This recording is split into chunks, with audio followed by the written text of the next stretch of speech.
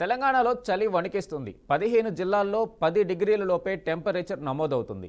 నిన్న అత్యల్పంగా సంగారెడ్డి జిల్లా కోహీర్లో 6 డిగ్రీల ఉష్ణోగ్రత నమోదైంది. గడిచిన 9 ఏళ్లలో ఇక్కడ ఇదే కనిష్ట ఉష్ణోగ్రత కావడం గమనార్హం. ఆసిఫాబాద్ జిల్లా సిర్పూర్లో 6.1, ఆదిలాబాద్ జిల్లా ఆర్లీలో 6.2, కామారెడ్డి జిల్లా డొంగిలి, రంగారెడ్డి జిల్లా రెడ్డిపల్లిలో 6.8 చొప్పున టెంపరేచర్ నమోదైంది.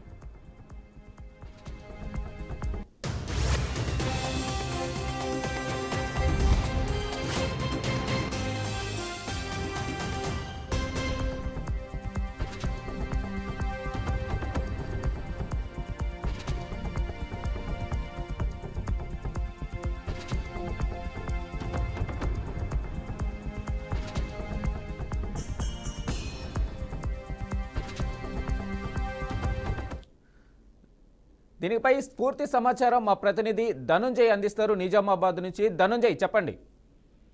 Thank you Venkatesh. మొత్తము తెలంగాణ రాష్ట్ర వ్యాప్తంగా చలి పంజా విసురుతుంది. గత 3 రోజులుగా జిల్లా వ్యాప్తంగా చూస్తుంటే చలి తీవ్రత మాత్రం రోజు రోజుకు పెరుగుతుంది. గడిచిన 3 రోజులుగా జిల్లాలో రోజు రోజుకు ఉష్ణోగ్రతలు పడిపోవడంతో ఇప్పుడు చలి తీవ్రత మాత్రం పెరుగుతూ వస్తుంది. సుమారు ఇప్పటికే చూస్తున్నాం, మనకు కనిష్ట ఉష్ణోగ్రతలు తగ్గిపోవడంతో చలి తీవ్రతతో చాలా ఇబ్బందులు పడుతున్న పరిస్థితి మనం చూస్తున్నాం.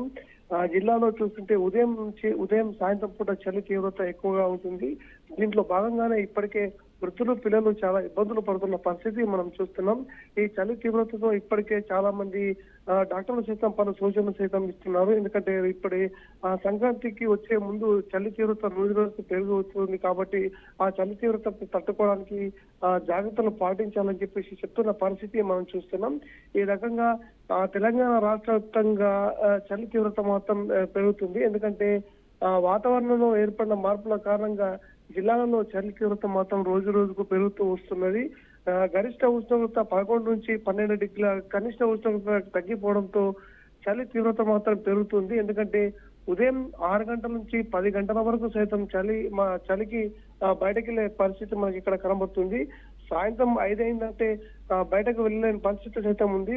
5 నుంచి సుమారు ఉదయం వరకు చలి మాత్రం విపరీతంగా పెట్టడంతో ప్రజలు బయటకు వెళ్ళాలంటేనే భయపడే పరిస్థితి వెళ్తుంది. ఎందుకంటే అత్యవసరం ఉంటేనే బయటకు వెళ్ళాలని చెప్పేసి ఇప్పటికే స్థానిక డాక్టర్లు సైతం చెప్తున్నారు. ఎందుకంటే వృద్ధులు పిల్లలకు చాలా తీవ్రత ఉంటుంది కాబట్టి దాన్ని తట్టుకోలేని స్థితిలో ఉంటారు కాబట్టి చలి తీవ్రత మరింత పెరిగే అవకాశం ఉంది. కాబట్టి జాగ్రత్తలు పాటించాలని చెప్తున్నారు. సో ఈ రకంగా చూస్తుంటే గడిచిన 3 రోజులుగా చలి మాత్రం విపరీతంగా పెరుగుతూ వస్తుంది. మరో 6 రోజుల పాటు చలి తీవ్రత ఉంటుందని చెప్పేసి ఇప్పటికే వాతావరణ శాఖ అధికారులు చెప్తున్నారు. సో ఈ రకంగా జిల్లాలో పాటు అనేక ప్రాంతాల్లో ఇప్పుడు ఏజెన్సీ ప్రాంతాల్లో మాత్రం చలి తీవ్రత మాత్రం పెరుగుతూ వస్తున్నది. క్రమంగా పెరుగుతున్న చలి తీవ్రతతో కనిష్ట ఉష్ణోగ్రత పడిపోతుండడంతో జిల్లాలో మాత్రం అనేక ప్రాంతాల నుంచి వచ్చేవారు ఇబ్బందులు పడుతున్న పరిస్థితి మనకు కనబడ్డది. సాయంత్రం అయిందంటే ఇంటి నుంచి బయటకు వెళ్ళలేని పరిస్థితి మాత్రం ఇక్కడ మనకు తలెత్తుతుందని చెప్పొచ్చు Venkatesh. Okay, right. Thank you Dhananjay.